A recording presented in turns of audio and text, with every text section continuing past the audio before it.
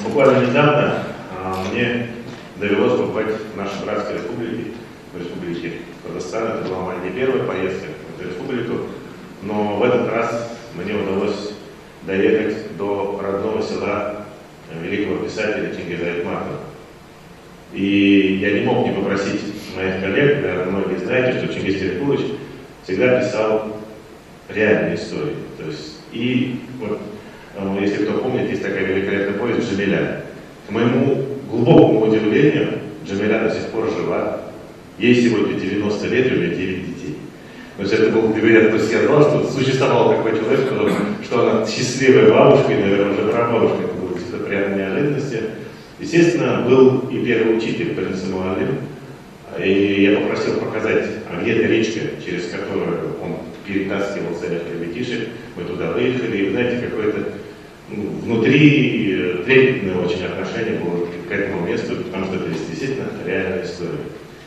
И вот вспомнив это, перед тем, как вспомнив вот эту поездку недавнюю, перед тем, как прийти сюда, у меня родилась идея в рамках нашего виртуального музея сделать, назовем это, видеолекторий или видеобиблиотеку.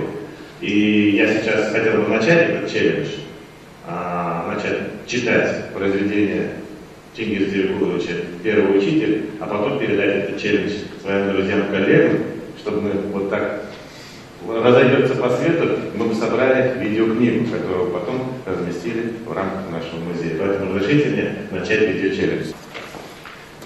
Чингиз Айтматов. Первый учитель.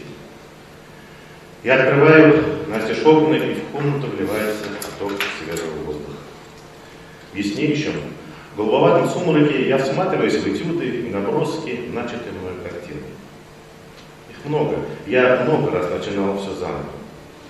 Но о картине в целом судить пока рано. Я не нашел еще своего главного. Того, что приходит вдруг так неотвратимо, с такой нарастающей ясностью и необъяснимым, неуловимым звучанием в душе, как эти ранние летние зори. Я хожу по предрассветной тиши и все думаю, и так каждый раз. И каждый раз я убеждаюсь в том, что моя картина еще только замысел. Я не сторонник того, чтобы заранее говорить и оповещать даже близких друзей о незаконченной вещи. Не потому, что я слишком ревниво отношусь к своей работе. Просто мне думается трудно угадать, каким вырастет ребенок, который сегодня еще любит. Также трудно судить и о незавершенном, невыписанном произведении. Но на этот раз я изменяю своим правилам. Я хочу во всеуслышание заявить, а вернее поделиться с людьми своими мыслями, а еще не написанной картиной. Это не прихоть. Я не могу поступить иначе, потому что чувствую, мне одному это не по плечу. История, всколыхнувшая мне душу, история, побудившая меня взяться за кисть, кажется мне настолько огромной, что я не могу ее объять. Я боюсь не донести. Я боюсь расплескать полную чашу. Я хочу, чтобы люди помогли мне советом, подсказали решение, чтобы они хотя бы мысленно стали со мной рядом у мольберта, чтобы они волновались вместе со мной. Не пожалейте жара своих ребят. Подойдите поближе. Я обязан рассказать эту историю. Вот этот челлендж я передаю моим коллегам, которые знают значимость каждого произнесенного и написанного слова, которые понимают силу слова и которые ценят данное ими слово.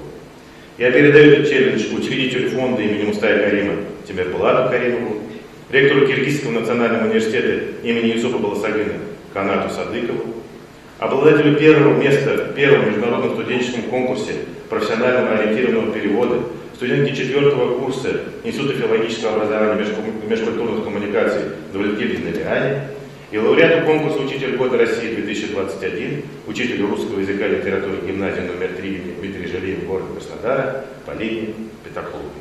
Я надеюсь, мои друзья-коллеги найдут время и поучаствуют в нашем литературно-просветительском челлендже «Первый учитель» и прочитают страницу-другую этой незабвенной повести и передадут этот челлендж далее. А по итогам нашего марафона мы соберем видеоповесть и, как я уже говорил, разместим на нашем портале. Спасибо большое. Всех еще раз праздником.